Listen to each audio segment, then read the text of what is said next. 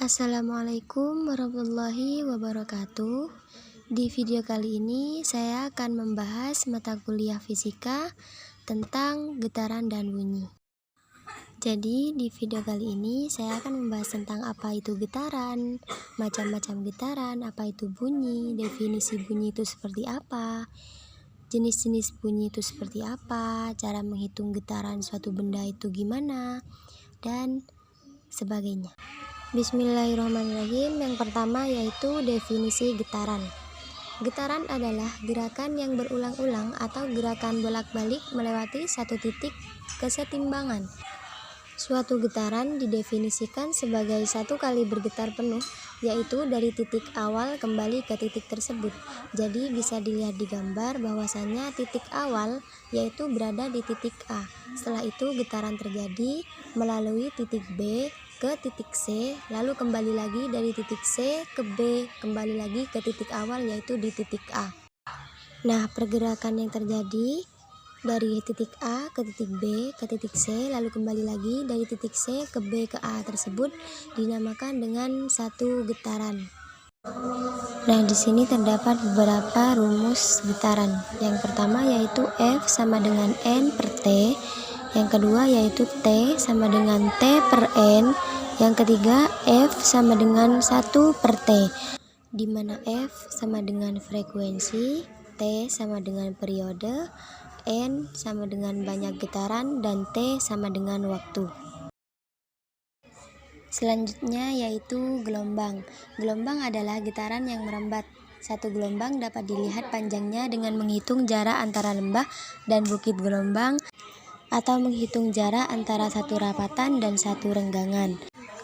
Gelombang ini juga dibagi menjadi dua jenis, yaitu gelombang transversal dan gelombang longitudinal. Yang pertama yaitu gelombang transversal. Gelombang transversal adalah gelombang yang arah rambatnya tegak lurus dengan arah getarnya. Nah, seperti contoh yang telah tertera di gambar. Panjang gelombang transversal sama dengan jarak satu bukit gelombang dan satu lembah gelombang. Maksudnya, satu gelombang adalah satu lembah gelombang dan satu bukit gelombang. Nah, dan yang kedua yaitu gelombang longitudinal. Gelombang longitudinal adalah gelombang yang arah rambatnya berimpit dengan arah getarnya. Jadi, gelombang ini memiliki arah rambat yang sejajar dengan arah getarnya. Contohnya seperti gelombang bunyi. Gelombang bunyi sendiri yaitu gelombang yang tersusun atas rapatan-rapatan dan renggangan-renggangan yang tersusun berselang-seling. Rapatan akan selalu bersebelahan dengan renggangan. Habis itu terus berselang-seling, sebagaimana yang bisa dilihat pada gambar tersebut. Dan selanjutnya yaitu pengertian bunyi. Bunyi atau suara adalah kompresi mekanikal atau gelombang longitudinal yang merambat melalui medium. Medium atau zat perantara ini dapat berupa zat cair, padat, dan gas. Jadi gelombang bunyi dapat merambat misalnya dalam air, batu bara, dan udara. Seperti contohnya tong atau senar. Ketika tong atau senar terdapat getaran pada benda tersebut, maka akan mengeluarkan suara saat benda tersebut bergetar. Maka dapat disimpulkan bahwasanya bunyi dapat ditimbulkan oleh benda-benda yang bergetar. Nah, berdasarkan frekuensinya, bunyi dibagi menjadi 3, yaitu infrasonik, audiosonik, dan ultrasonik, di mana infrasonik yaitu di bawah dari 20 Hz. Yang kedua yaitu audiosonik. Audiosonik yaitu 20 sampai 20.000 Hz. Dan yang ketiga yaitu ultrasonik, yaitu di atas 20.000 Hz. Selanjutnya yaitu pengertian perambatan bunyi. Perambatan bunyi adalah suatu perpindahan bunyi melalui suatu hambatan atau benda. Bunyi dapat merambat dari sumber bunyi di tempat lain melalui media.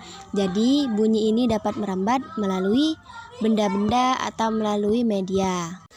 Nah, seperti yang telah saya sebutkan tadi, perambatan bunyi itu ada 3. Yang pertama, bunyi merambat melalui benda padat, bunyi merambat melalui benda cair, dan yang terakhir, bunyi merambat melalui benda gas. Yang pertama yaitu bunyi merambat melalui benda padat. Perambatan bunyi melalui benda padat lebih cepat terdengar daripada melalui benda cair ataupun gas. Contohnya seperti yang ada di gambar. Ketika kita memukul gendang, maka bunyi pukulan gendang itu akan terdengar. Hal itu menunjukkan bahwa bunyi merambat melalui benda padat.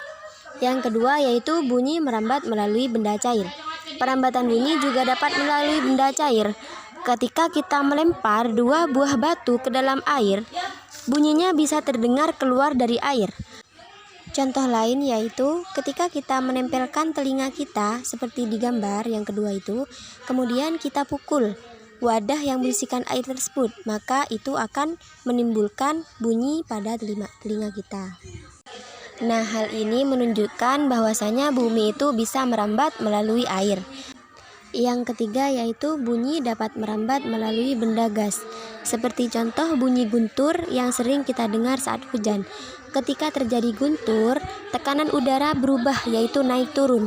Perubahan tekanan ini terus berpindah melalui tumbukan bagian-bagian kecil molekul udara. Demikian itu gelombang bunyi merambat ke segala penjuru dan terdengar dari berbagai arah. Nah, contoh lain adalah suara seseorang ketika memanggil kita.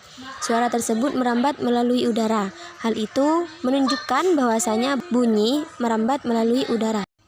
Selanjutnya yaitu rumus cepat rambat bunyi, yaitu V sama dengan T atau V sama dengan lambda kali F atau V sama dengan S per T, di mana V sama dengan cepat rambat gelombang bunyi menit per sekon.